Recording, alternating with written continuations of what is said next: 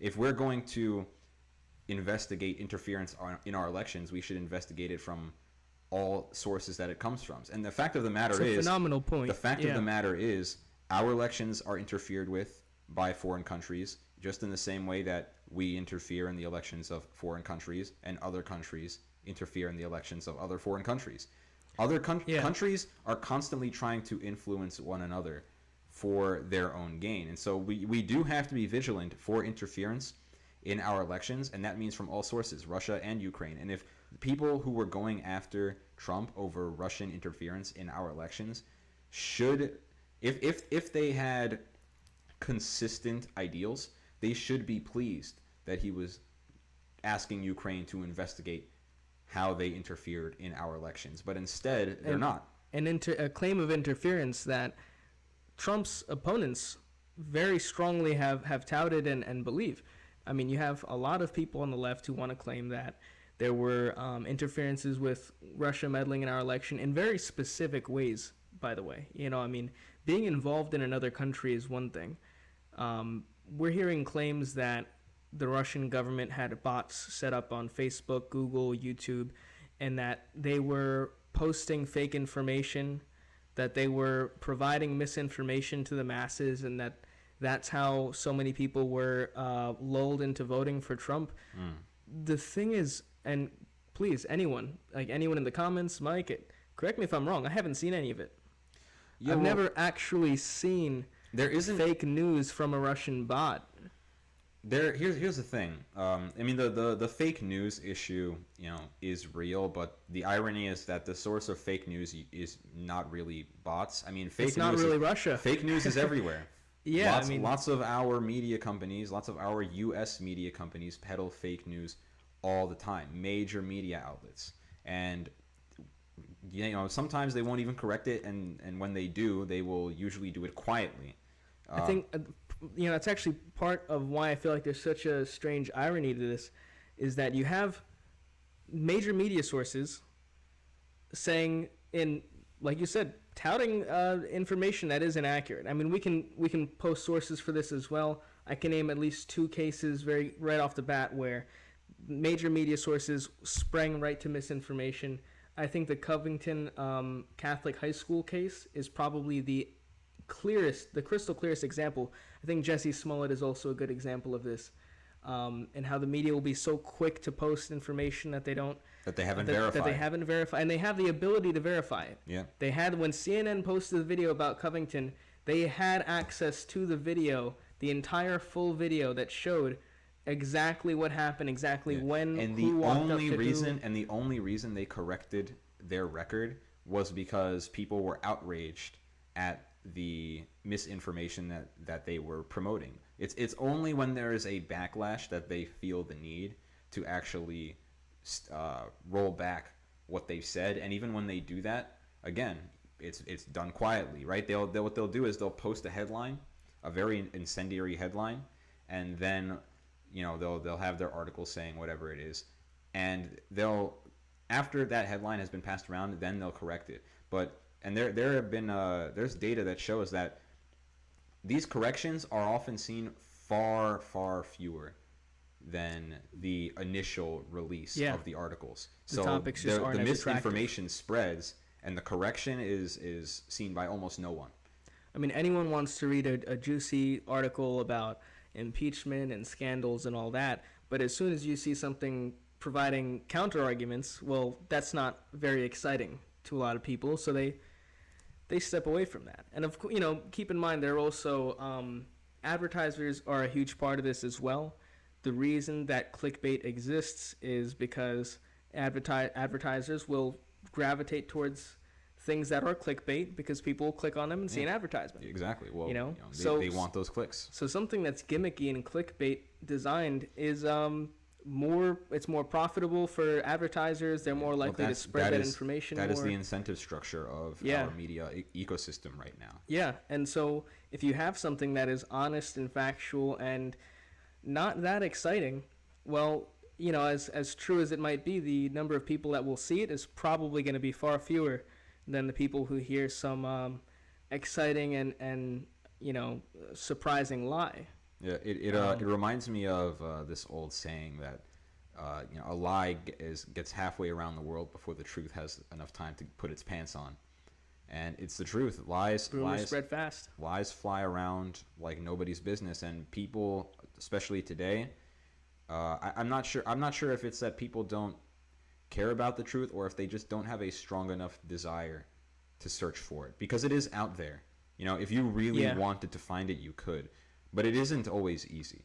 You do have to spend time and energy actually researching and looking into issues in order to figure out what is real and what is not. And a lot of people just don't have the patience for that. And I don't blame them. I mean, everybody has things going on in their lives. The reason we have news entities is because these people are supposed to be the people that we trust to do the research, the people we trust to spend the time and the energy figuring out the truth and then sharing it with the world.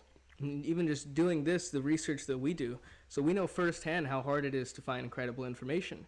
And it's not because there isn't enough information, it's because there's so much information. It gets buried. So much of it contradicts itself. So much of it is from groups with special interests or incentives to post certain things a certain way. Yep. So you can find an article supporting anything. I mean, you can type in an article right now saying the Earth is actually flat, and you'll find somebody who tries to. Flat Earth of the society is growing, man. And I'm just saying, you'll find somebody with a straight face who will tell you that that's the truth. And look, I mean, I'm not going to call it a convincing argument, but they'll try to be convincing, and some people will call it that. So at this point, if you do have, we have a wave of. We have an ocean of clickbait. Yeah, and surrounding misinformation. And misinformation and clickbaits, lies, just filling our internet. Yeah, and that's why, at least I believe that the idea that Russian misinformation is what turned the election is kind of laughable. Unlikely. I mean, highly unlikely.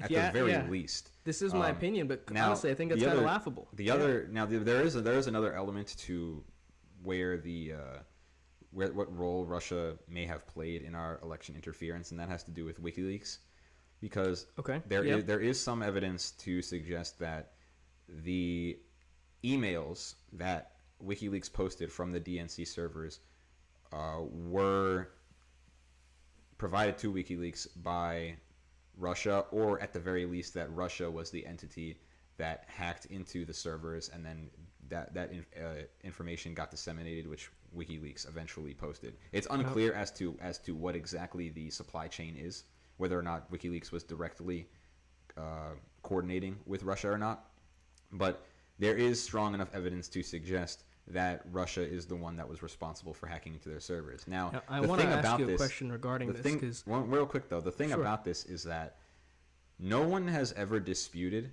that anything that was posted by WikiLeaks from those servers was misinformation. And the fact is that it's not. All of that information was real, and all of that information was damaging enough to Hillary that she lost. And that might not have even been the only reason that she lost, right?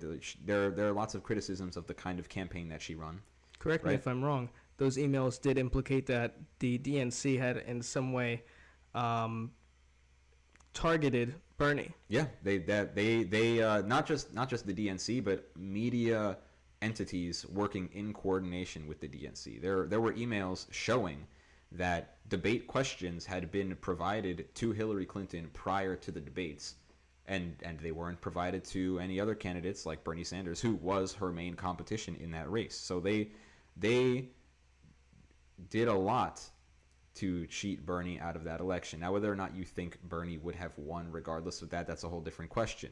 The evidence is there that they were conspiring against him, and that is real information. It's not fake news. It's not. And so you can't use that as an argument to say that Russia used that to spread misinformation, because they spread just information. It's just information. I want to ask you a question, because Mike is a little bit more tech savvy than myself. Now, is it agreeable and clear that the Russian government had interference in hacking those emails, or are we just sure that some type of Russian entity, a Russian person, a Russian IP address? Like, do we have a? Can we say for certain? I can't say for certain. I would have to look more into it. I would love to spend an entire show talking about just that, because you could really delve deep into that, and there are ways to set up proxies that make it look like you are, trying to hack into something from a different location. So it is possible that an entity not even from Russia hacked into the servers and then made it look like they were from Russia. But to my knowledge, there is some evidence to suggest that the Russian government itself may have been involved. Again, I can't say anything for certain. I would have to look more into it, but it's certainly not out of the realm of possibility. It is within Russia, and more specifically Vladimir Putin's interest, to destabilize our nation. So if they could do anything to gin up separation in our country, then he would absolutely do that. So, and then I guess, so the follow-up question, which this goes right back into what you had mentioned prior. Mm-hmm.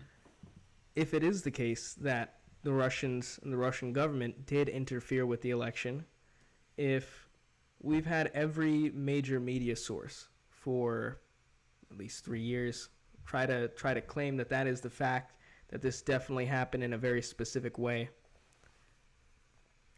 then why would it be unfavorable for Trump to try to look into that further, figure out who was doing what, to actually try to inquire about this so-called interference?